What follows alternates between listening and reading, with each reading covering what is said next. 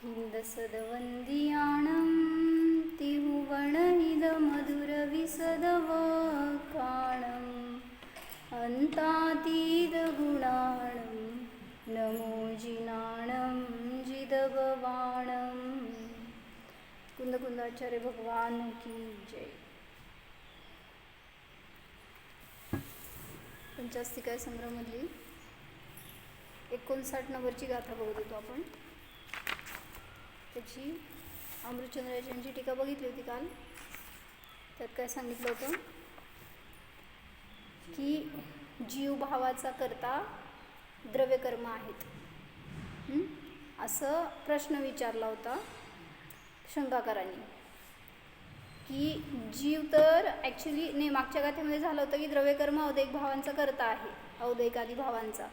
आता या गाथेमध्ये विचारलं होतं की जीव तर स्वतःच्या भावाला सोडून अन्य कशाला करत नाही, मग जीवच त्याच्या औदैहिकादी भावांचा करता आहे, तुम्ही द्रव्यकर्माला करता कसं म्हणता, असा प्रश्न विचारला होता. आत्मा तर आपल्या भावाला सोडून अन्य काहीही करत नाही, मग जीव त्याच्या भावाला करतो असं म्हणत असताना जर तुम्ही म्हटलं की द्रव्यकर्म जीवाच्या भावाला करतो, तर त्या द्रव्यकर्माला कोण केलं, जीवानी केलं असं म्हणावं लागेल.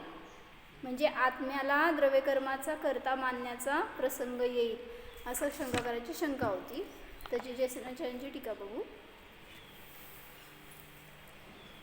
अथ जीवस्य एकांतेन कर्म अकर्तृत्वे दूषणद्वारेण पूर्वपक्षम करोति. म्हणजे काय घेतलं होतं ना आपण इक्वेशन, काय घेतलं होतं, जर द्रव्यकर्मांनी भावकर्मांना केलं, जीवाच्या परिणामांना केलं, करता म्हणलं, तर जीव तर सर्वथा अकर्ता होईल. म्हणजे जीवानी तर केलं नाही, त्यामुळं जीवाला अकर्तापणाचा प्रसंग येईल. किंवा दुसरी आपत्ती दिलं, जीवाला द्रव्यकर्माचा करता म्हणावा लागेल. जीवाने जर स्वतःचे भाव नाही केले असं म्हटलं तर एक तर जीव अकर्ता होईल किंवा जीवाला द्रव्यकर्माचा करता म्हणावा लागेल.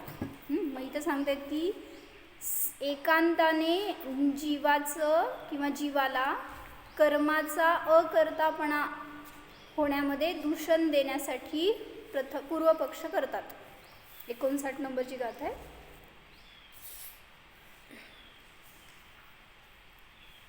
इकडची पण 59च आहे ना.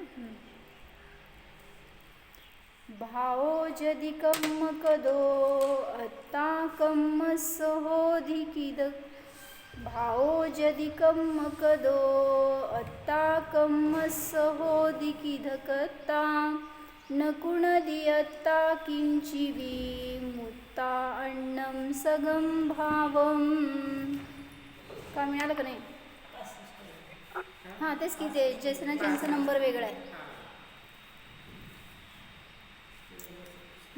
तर काय सांगितलं, जर भाव म्हणजे औदैहिक आदी जीवाचे भाव जर कर्मकृत आहेत असं म्हटलं, तर आत्मा कर्मांचा करता कसा होईल, आत्मा त्या कर्मांना करणारा नाही. न कुणदी अत्ता किंचिवी सगम भावम मुत्ता.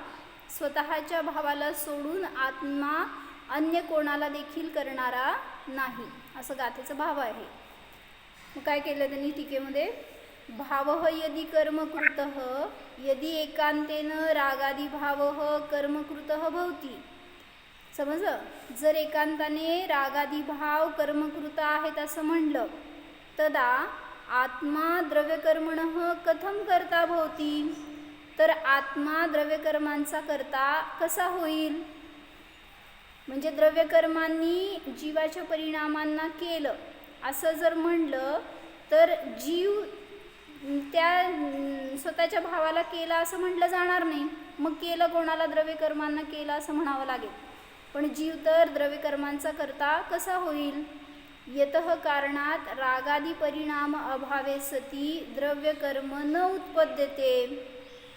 ज्या कारणाने रागादी परिणामांचा अभाव झाला असताना द्रव्यकर्म उत्पन्न होणार नाहीत. काय म्हणले,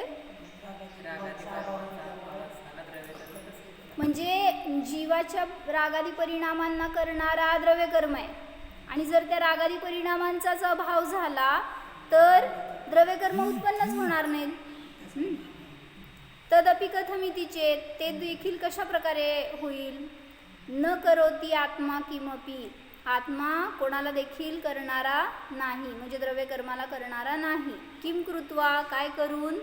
स्वकीय चैतन्य भावं मुक्त्वा अन्यत द्रव्यकर्मादिकं न करोति आत्मनः सर्वथा अपि अकर्तृत्व दूषणद्वारेण पूर्वपक्षे अग्रे द्वितीयगाथायां परिहारः इति एकं व्याख्यानं. तावत् द्वितीयव्याख्याने पुनः अत्र एव पूर्वपक्षः अत्र एव परिहारः द्वितीयगाथायां स्थितपक्षः एव.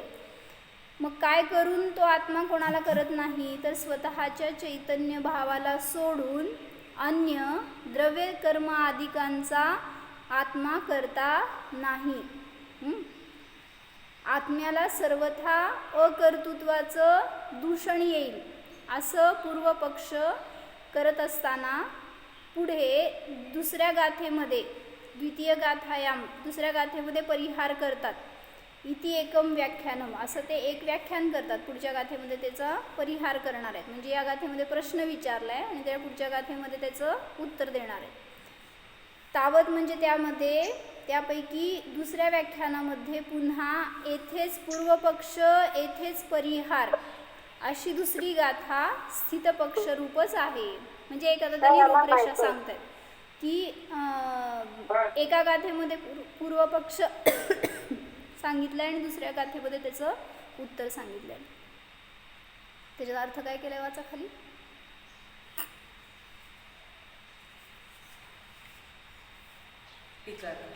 हां, यदि एकांत से रागादि भाव जोरात वाचा. यदि एकांत से रागादि भाव कर्मभूत है तो वह आत्मा द्रव्य कर्म का कर्ता कैसे हो सकता है. क्योंकि रागादि परिणाम के नहीं होने पर द्रव्य कर्म उत्पन्न नहीं होते हैं. तो वह किस प्रकार करता है. आत्मा कुछ भी नहीं करता है. क्या करके नहीं करता है.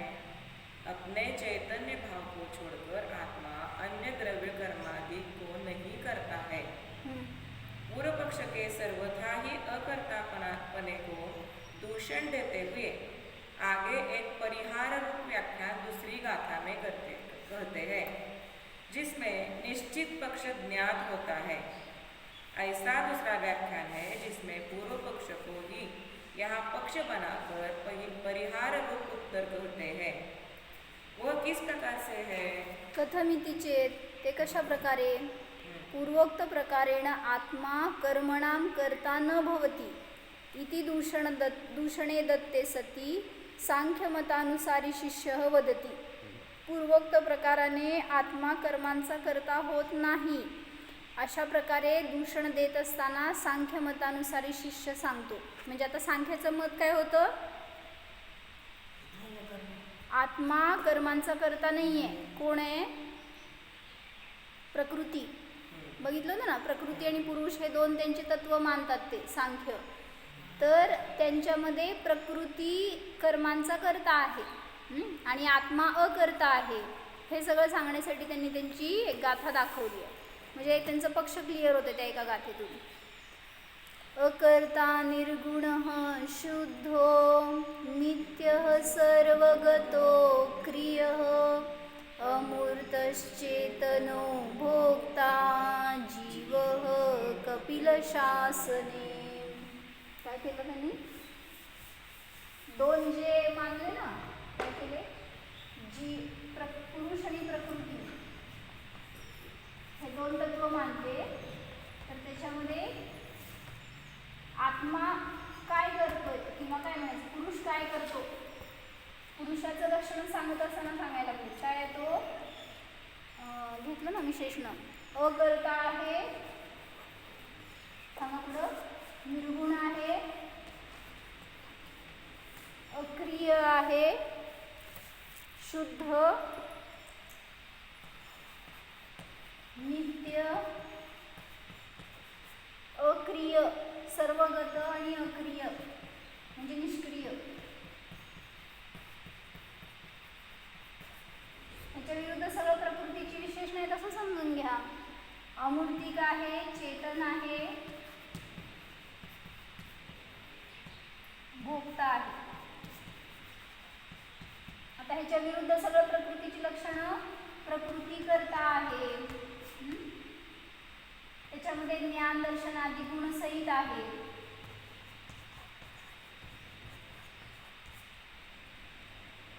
ती अनित्य आहे, परिणमनशील आहे. आता ह्याच्यातून समजून घ्या हे मूर्त आहे वगैरे असं त्याच्यामध्ये, आणि ही अभोक्ता आहे असे.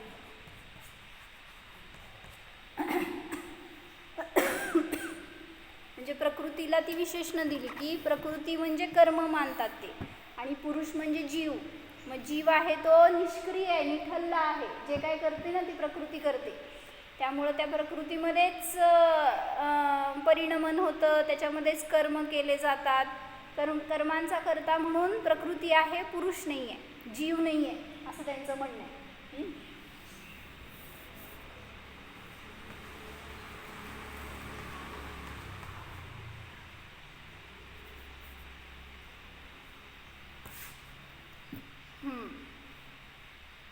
त्यांनी तेच घेतलंय पुढे. इतिवचना कपिल शासने, म्हणजे कपिल हा सांख्यांचा रिप्रेझेंटेटिव्ह म्हणा, सांख्य गुरु म्हणा, किंवा सांख्यांचा मतानुयायी आहे कपिल म्हणजे. तर कपिल शासनामध्ये जीव अकर्ता आहे, निर्गुण आहे, शुद्ध आहे, नित्य, सर्वगत, अक्रिया म्हणजे निष्क्रिय आहे, अमूर्तिक, चेतन आणि भोक्ता आहे. इतिवचनात अस्माकं मते आत्मनः कर्म अकर्तृत्वं भूषणमेव न दूषणम असं वचन असल्यामुळे आमच्या मतामध्ये, म्हणजे कोण म्हणाले हे? सांख्य. आमच्या मतामध्ये आत्म्याला कर्माचं अकर्तृत्व म्हणलेलं भूषणच आहे, दूषण नाही आहे. म्हणजे आम्ही जे सांगितलं ते सगळं बरोबर आहे असं त्यांना म्हणायचं आहे. कारण तुम्ही पण तेच सिद्ध केलं आहे की आत्मा कर्मांचा करता नाही. द्रव्यकर्म भावकर्माचे करता आहेत, आत्मा नाही आहे असं तुम्हीच सिद्ध केलं आहे. म्हणून आमच्यासाठी ते भूषणच आहे, दूषण नाही असं सांख्य मतानुयायी म्हणतोय. आता आचार्य सांगतायत अत्र परिहारः यथा शुद्ध निश्चयेन रागादी अकर्तृत्वम आत्मनः. सांगा काय अर्थ?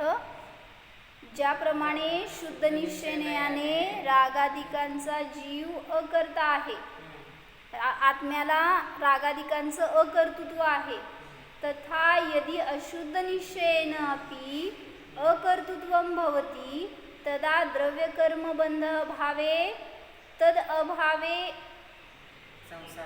कुठे गेलं? द्रव्यकर्मबंध अभावः. तदा द्रव्यकर्मबंध अभावः तद अभावे संसार अभावः. संसार अभावे सर्वदा एव मुक्त प्रसंगः सहज प्रत्यक्ष विरोधः इति अभिप्रायः. एका वाक्यात उत्तर देऊन टाकलं आचार्यांनी. त्याप्रमाणे म्हणजे जर शुद्ध निश्चयाने जसं जीवाला अकर्तापणा आहे, त्याप्रमाणे जर अशुद्ध निश्चयाने सुद्धा जीवाला अकर्तृत्व म्हणलं तेव्हा काय होईल?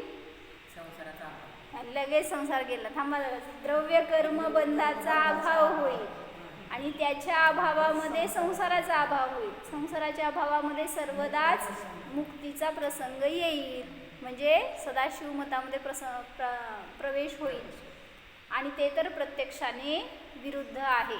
जरा लॉजिक लावून बघू आपण काय काय सांगितलं त्यांनी.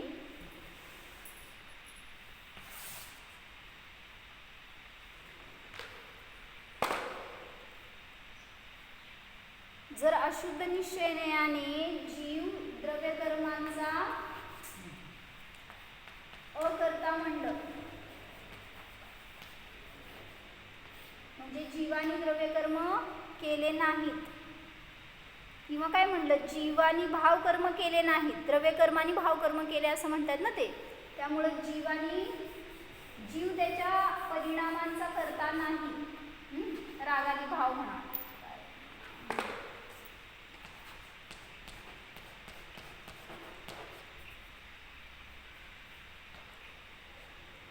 जर जीव रागादी भावांचा करता नाही तर कोण केलं? या रागादी भावांना द्रव्यकर्मांनी केलं. दीपाली भाभी. मग द्रव्यकर्म जर रागादी भावांना करतील तर त्यांनी काय सांगितलं इथं पहिल्यांदा,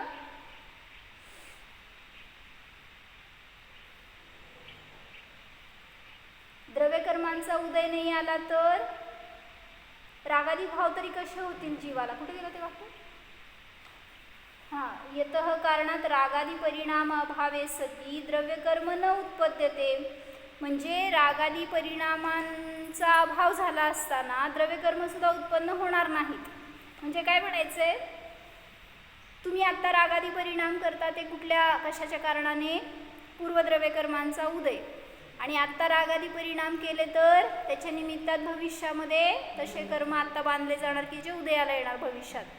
म्हणजे जर तुम्ही आता रागादी भावांचा अभाव मानला तर द्रव्यकर्म सुद्धा उत्पन्न होणार नाहीत पुन्हा.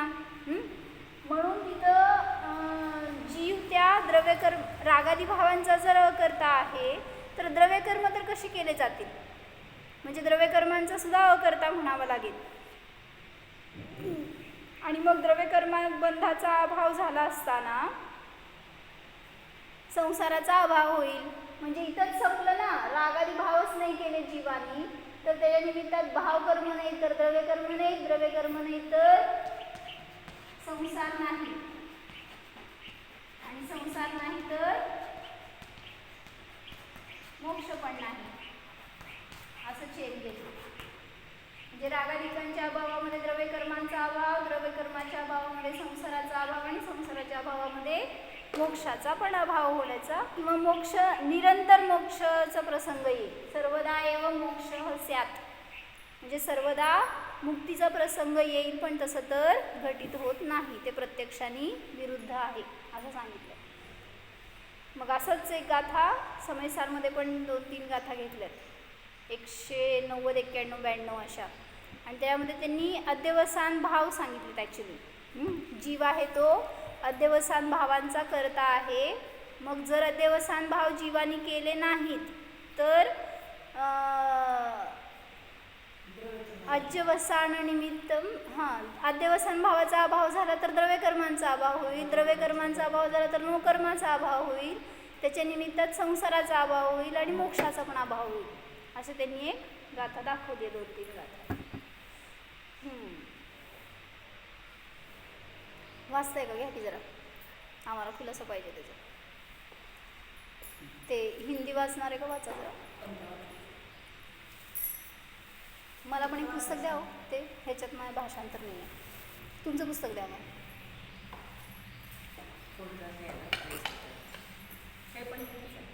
हिंदी नाही, ह्याच्यात भाषांतर नाही आहे हो, हे संस्कृत आहे माझ्याकडे फक्त. आत्ताच्या गाथेचं हिंदी पूर्ण वाचा.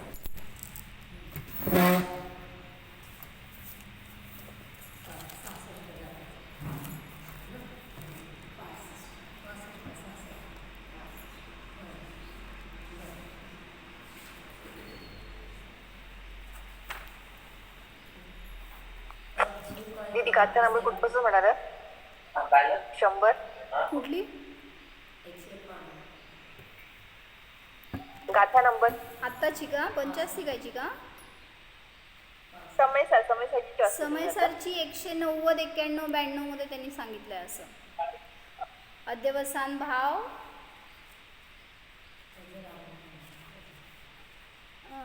तेसिम हेऊ भणिया अध्यवसान आणि सौवदरिसी हिम मिच्छत्तम मण्णाणम अविरय भावोय जोगोय हेऊ अभावे नियमा जायदि जीवस्य आसव निरोहो आसव निरोहेण. म्हणजे असं घेतलं त्यांनी की हेतूचा अभाव झाला तर आश्रवाचा निरोध होईल, आश्रवाचा निरोध झाला तर द्रव्यकर्मांचा, द्रव्यकर्मांचा, नोकर्मांचा आणि संसाराचा अभाव होईल असं घेतलं. 190, 91, 92.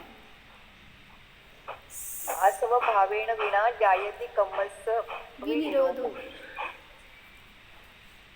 आसव भावेण विना कम्मस्स विजायदि निरोहो कम्मस्सा भावेणय नोकम्माणंपि जायदि निरोहो नोकम्म निरोहेणय संसार निरोहणम होती असं त्यांनी घेतलंय. ठीक आहे, तर मी याच्या वाचते जरा असं खुलासा सांगा. यदि एकांत से रागादी भाव कर्मकृत है। चारों प्रकार के भाव म्हणजे औदैहिक, औपशमिक, शायिक, शैक्षणिक, चारी भाव जर कर्मकृत आहेत तो वह आत्मा द्रव्य कर्म का करता कैसे हो सकता है?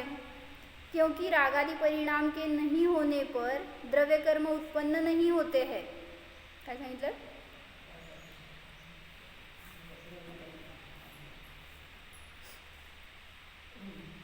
रागादि परिणामांचा अभाव झाला तर द्रव्य कर्मांचा सुद्धा अभाव होईल, द्रव्य कर्म उत्पन्न होणार नाही। तो वह किस प्रकार करता है? आत्मा कुछ भी नहीं करता है। क्या करके नहीं करता है? अपने चैतन्य भाव को छोड़कर आत्मा अन्य द्रव्य कर्मादि को नहीं करता है। पूर्व पक्ष के सर्वथा ही अकर्तापने को दूषण देते हुए आगे एक परिहार रूप व्याख्यान दूसरी गाथा में कहते हैं, जिसमें निश्चित पक्ष ज्ञात होता है। ऐसा दूसरा व्याख्यान है जिसमें पूर्व पक्ष को ही यहाँ पक्ष बनाकर परिहार रूप उत्तर कहते हैं। वह किस प्रकार से है? पूर्वोक्त प्रकार से आत्मा कर्मों का करता नहीं है। ऐसा दूषण देने पर सांख्य मतानुसारी शिष्य कहता है, कपिल के द्वारा रचित शास्त्रों में जीव अकर्ता, निर्गुण, शुद्ध, नित्य, सर्वगत, अक्रिय, अमूर्त, चेतन और भोक्ता माना गया है। यह वचन तो हमारे जैन मत में आत्मा को कर्म का अकर्तृत्व मानने का भूषण ही है, दूषण नहीं। जैन मतामध्ये घेतलं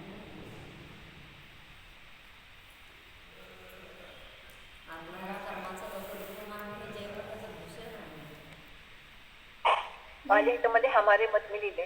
तेच की हमारे जैन मत में असं कसं काय केलं आहे बघा मी पण. जैन मत नाही आहे, सांख्य मतानुसारींचं मत वचन चाललंय ना, त्यामुळे सांख्याच म्हणाले.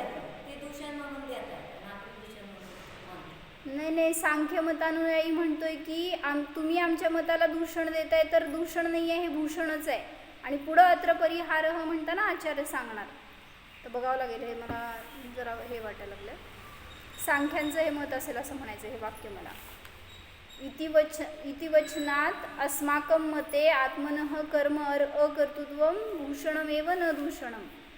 यह वचन तो हमारे मत में आत्मा को कर्म का अकर्तृत्व मानने का भूषण ही है, दूषण नहीं.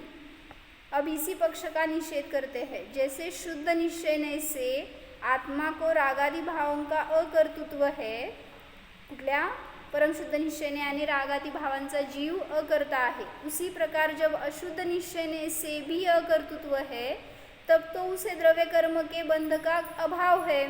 काय म्हटलं? शुद्ध निश्चयाने मानता ते ठीक आहे, पण अशुद्ध निश्चयाने हां, अशुद्ध निश्चयाने सुद्धा जर जीवाला अकर्ता मानलं तर द्रव्य कर्म बंधाचा अभाव होईल. उस बंध के अभाव में संसार अवस्था का अभाव है. संसार अवस्था का अभाव होने पर सर्वदा ही मुक्त रहने का प्रसंग प्राप्त होता है, और वह तो प्रत्यक्ष से विरोध होगा. यह अभिप्राय है. इथंपर्यंत ॲक्च्युली पूर्व पक्ष आहे. थोडंसं आचार्यांचं पण कुठं कुठं मत आलं, पण आता ह्याच्या पुढं जी गाथा देणार आहेत ते उत्तर रूपाने सांगतायत, ती घेऊ आपण म्हणजे समजेल जरा. दीदी प्रागभावचं पण असं केलं आपण जर मानलं नाही तर तेव्हा पण सांगतात ना अनादि होऊन जातो का, प्रध्वंसाला सांगतात प्रागभावस्य निम्नवे ते आत्मविमर्शामध्ये कार्यद्रव्य अनादि स्यात्, अनादि होईल. जर प्रागभाव नाही मानला तर द्रव्य अनादि होईल, आणि जर प्रध्वंसा भाव नाही मानला तर अनंत होईल, असं घेतलं होतं. बरं, 60 नंबरच्या गाथेमध्ये सांगायला लागलेत उत्तर. भावो कम्मनिमित्तो कम्मं पुनभाव कारणं हवदी न दुते सिं खलु कत्ता न विना भूदा दुकत्तारम. पूर्वीची गाथा आहे ती प्रतिज्ञारूप आहे, आणि ही पुढची गाथा आहे ही हेतुरूप आहे म्हणा, किंवा समाधान रूप आहे. जीवाला कर्मनिमित्त आहे. भाव कर्मनिमित्तो, जीवाचे भाव कर्मनिमित्त आहेत. जीवाचे परिणाम होण्यामध्ये, औदैहिक भाव होण्यामध्ये कर्मनिमित्त आहेत. कम्मम पुर्ण भाव कारणम होदी, कर्माला जीव भाव निमित्त आहेत. परस्पर निमित्त नाही. बरोबर. नदुतेसिम खलुकत्ता, परंतु एक द्रव्य दुसऱ्या द्रव्याचा करता नाही खरोखर. न विना भूदादू कत्तारम, परंतु कर्त्याशिवाय होतात असेही नाही. सगळीकडं नाही लावून बघा. जीवाचे भाव कर्माशिवाय होत नाहीत आणि कर्म जीवाशिवाय होत नाहीत. म्हणजे दोघं पण एकमेकांचे कर्ता पण आहेत अकर्ता पण आहेत. कसं? ते निर्णय लावायचे करता आहे म्हणतात. शुद्ध निश्चयाने अकर्ता आहेत आणि व्यवहार न्यायाने अशुद्ध निश्चयाने सांगताना तिथे दोघं एकमेकांशिवाय कार्य होतच नाही. तुझं माझं पटेना, काय म्हणायचं, तुझं वाचन कडेल. तुझं विना कर्मेना आणि तुझं माझं पटेना असं काहीतरी म्हणतात ना. तुझं माझं पटेना तुझ्या विना कर्मेना. होय ना. असं म्हणू नका, कर्मांना सोडायचेच नाही तुम्हाला. मग इथं उत्तर देत आहेत की अशी सेम गाथा सांगितली समयसारमध्ये त्यांनी की जीवाला कर्मनिमित्त आहेत आणि कर्माला जीव निमित्त आहे.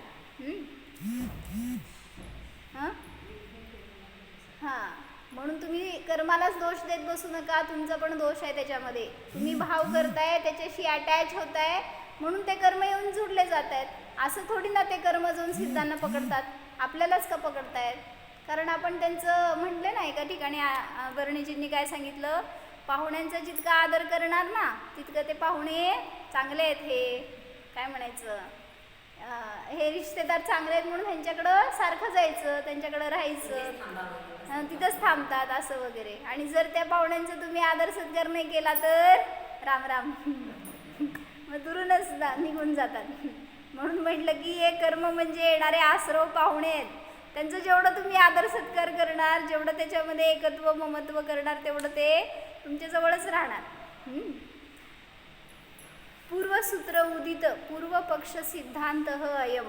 पूर्वसूत्रामध्ये काढलेला जो पूर्वपक्ष आहे त्याचा हा सिद्धांत आहे. म्हणजे त्याला हे उत्तर देत आहेत. व्यवहारेण निमित्त मात्रत्वात जीवभावस्य कर्मकर्तृ कर्मणः अपि जीवभावः कर्ता. काय म्हणलं, एवढंच लव पहिला. व्यवहाराने निमित्त मात्र असल्यामुळे जीवभावाचा कर्मकर्ता आहे. कळलं काय म्हणले?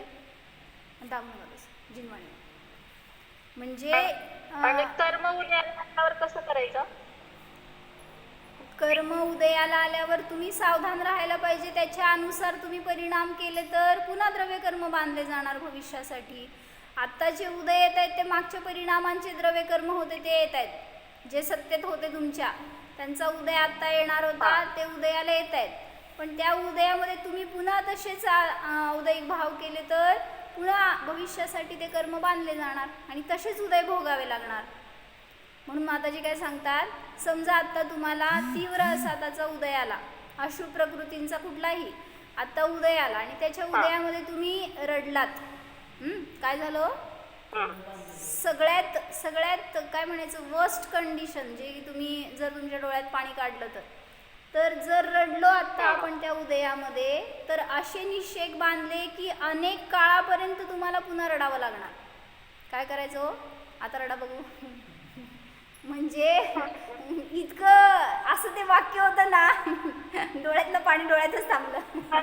एका काय वाटतं, आता एक कर्म उद्याला आला, आजार कुठला, तर मग हे दुसऱ्याला नाही आपल्यालाच कसं झालं असं जरी म्हणलं तरी पण अवर्णवाद होणार का?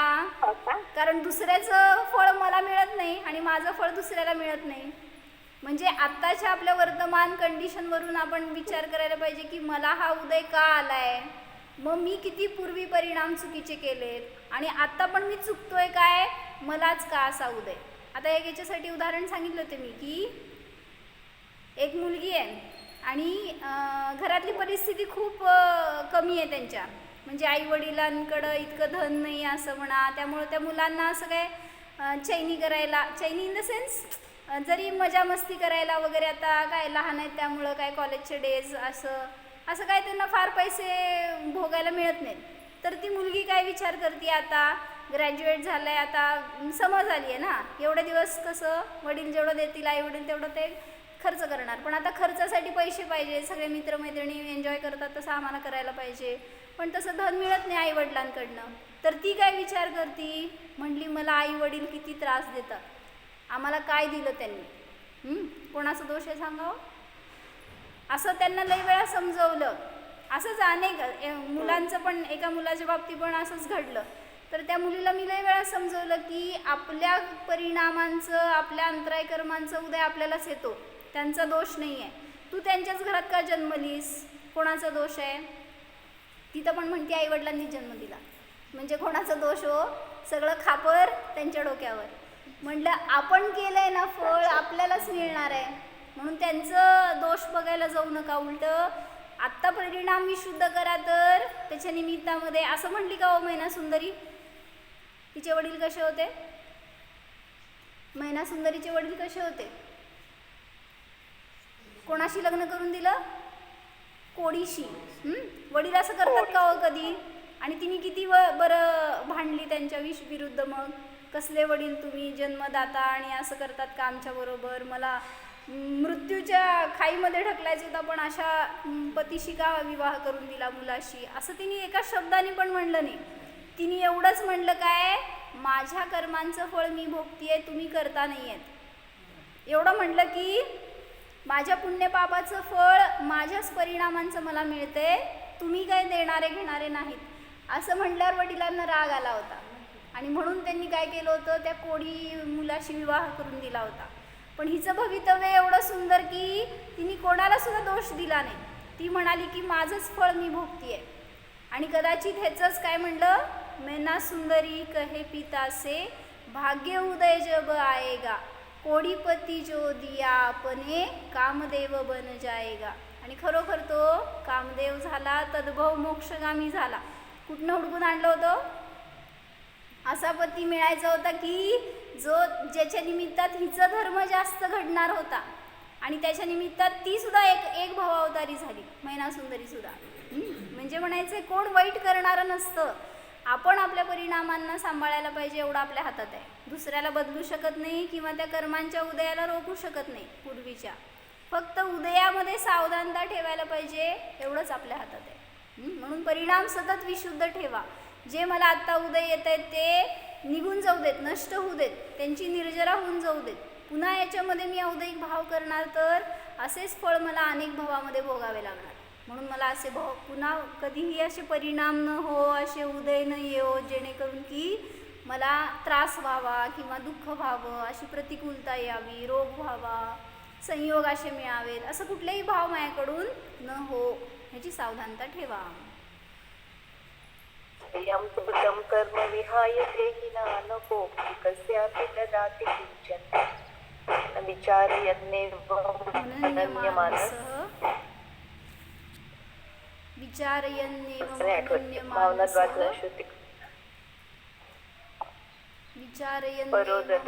परो ददातीति विमुंच शेमुषीम.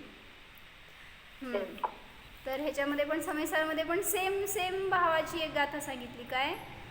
जीव परिणाम हेतुम कम्मत्तम पोग्गला परिणमंती. सांगा अर्थ. जीव परिणाम हेतुम कम्मत्तम पोग्गला परिणमंती. जीव परिणामांच्या हेतूने पुद्गल द्रव्य कर्मरूपाने परिणाम करतं. जीव परिणाम हेतुम कम्मत्तम पोग्गला परिणमंती. पोग्गल कर्म निमित्तम तहेव जीवो विपरिणमती. पुद्गल कर्माच्या निमित्ताने जीव पुन्हा तसं परिणमन करतो. म्हणजे एकमेकांचा निमित्त नैमित्तिक संबंध आहे, कर्ता कर्म संबंध नाहीच.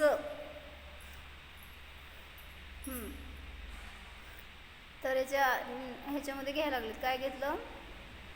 व्यवहारण्याने निमित्त मात्र असल्यामुळे जीव भावाचा कर्ता कर्म आहे, आणि कर्मांचा देखील जीव भाव करता आहेत.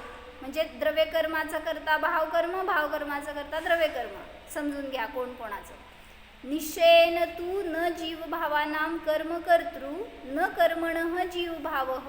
परंतु निश्चयाने लावार्थ जीव भावांचा करता कर्म नाही, आणि कर्मांचा करता जीव भाव नाहीत. द्रव्यकर्मांचा समजून घ्या, कारण द्रव्यकर्म पौद्गलिक आहे, त्याचा करता पुद्गल, आणि जीव भावाचा करता जीव. नच ते कर्तारम अंतरेण संभूयेते. आणि ते कर्त्याशिवाय उत्पन्न सुद्धा होत नाहीत, त्यांचा संभव सुद्धा होत नाही. यतः निश्चयेन जीवपरिणामानां जीवः कर्ता कर्मपरिणामानां कर्मकर्तृ इति. ज्या कारणाने निश्चयाने जीव परिणामांचा कर्ता जीव आहे आणि कर्मपरिणामांचा कर्ता कर्म आहे. आता सांगा, कोण तुम्हाला दुःखी बनवलं, कोण रोगी बनवलं, कोण असं काय म्हणायचं गरीब बनवलं, कोण तुम्हाला स्त्री बनवलं, कोण पुरुष बनवलं, कोणी केलं? असं म्हणायला लय डेअर लागतं बरं का. मी म्हणजे हे सगळं करणारा मी आहे, मला असं सगळं संयोग देणारा मी आहे असं म्हणायला शक्ती लागते आणि तसा विचार पाहिजे किंवा स्वीकार पाहिजे. तर भविष्यामध्ये कुठल्याही कर्मांचा आपल्याला त्रास होणार नाही. म्हणून एवढी तयारी ठेवा, निर्णय ठेवा ज्ञानामध्ये की तेच की हे इथं समोर बसल्यावर आठवतंय हो की कर्मांचं फळ आहे हे, किंवा आता त्यात मी आता राहिलं पाहिजे. पण जेव्हा ते उदय येतात तेव्हा, तसा संयोग येतो तेव्हा भयंकर परीक्षेची वेळ असते नाही. आणि त्याच्याशी आपण इतकं एकरूप होतो ना, म्हणजे तेच त्या कमलश्रीची गोष्ट ऐकली मी. त्यातला एक प्रसंग असा आला की ती सासू, तिला अन्य धर्मीय असती सासू, आणि मग तिने आग्रह केला रात्री जेवण कर म्हणून. तर ती म्हणाली मला आजीवन नियम आहे, मी रात्री भोजन करणार नाही. तर मी तुमचं सगळ्या वचनांना मानेन, तुमचं सगळं कार्य करेन, तुम्ही मला दासीसारखं घरात ठेवा चालेल, पण मला धर्माच्या विरुद्ध कार्य करायला लावू नका, मला माझे नियम मोडायला लावू नका. तर ती घरातल्या सगळ्या नोकरांना सुट्टी देते आणि हिला सगळं नोकरांचं काम लावली. आणि मग काय म्हणायचं, अब्जोपती तसले दिनारांचे मालक होते ते, इतके रईस होते ते ती पार्टी ज्यांच्याकडे तिचं लग्न झालं. रत्नांचे असे पिटारे खोल्या खोल्या भरलेल्या असायच्या, हिरे माणिक मोती, इतकं धन होतं त्यांच्याकडं. पण सगळ्या नोकरांना सांगितलं तुम्ही आजपासून काम करायचं नाही. सगळं काम तिला लावलं. दिवसा तिला जेवायला द्यायची नाही आणि रात्री ती जेवायची नाही. त्यामुळं असे 2-3 दिवस ती उपाशी राहिली. आणि तरीसुद्धा तिची अशी परिणती होती की मी तुमची सेवा करायला सतत तयार आहे. कसं असं असू शकतं सांगा की. असं ते वाचताना सुद्धा गोष्टीमध्ये असं वाटतं की काय त्या स्त्रियांची परिणती असायची, कसली स्थिरता, कसली दृढता. उगीच आहे का म्हणतात ते जिनशासनाचं महात्म्य ज्याच्या अंतरंगात येते त्याला बळ येते म्हणतात. आणि ती पाय दाबायला त्यांच्या पायाशी बसती तर ती पाय मारती तिला सासू, ढकलती, अनेक वेळा तिचं तिटकारा करती, पण तरीसुद्धा ती पुन्हा पुन्हा येऊन विनयच करते. म्हणजे हे सगळं ऐकल्यावर बघितल्यावर वाटलं तिला उदय नव्हते का हो. मग सगळे आसाताचे आणि अशुभ कर्मांचे सगळे उदय चालू होते. तिने भोगलं कोणाला, दोष कोणाला दिला, न स्वतःला सुद्धा दोष, न त्या कर्मांच्या बद्दल आकुलता, न त्या सासूबद्दल. म्हणजे असे परिणाम आपले असायला पाहिजे तर सावधानता राहणार आणि भविष्य सुरक्षित होणार. म्हणून प्रतिक्रमण पश्चाताप करावा की, पण त्याच्यामध्ये सतत ज्ञाता आहे ह्याचं पण भावभासन असणं आवश्यक आहे. ओम जाणा.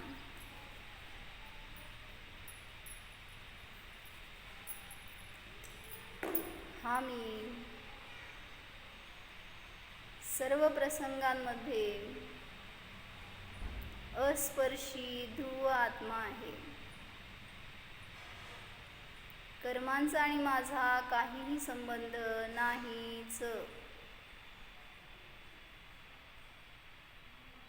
कर्म तर परद्रव्य आहे, जड आहे. त्यापासून मी सर्वथा भिन्न शुद्ध जीव आहे. अनुभवण्याचा प्रयत्न करा, मी म्हणजे कर्म नाहीच. कर्मांचे उदय म्हणजे मी नाहीच.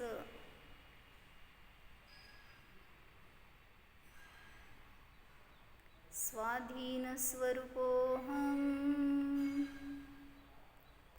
आनंद स्वरूपोऽहम्.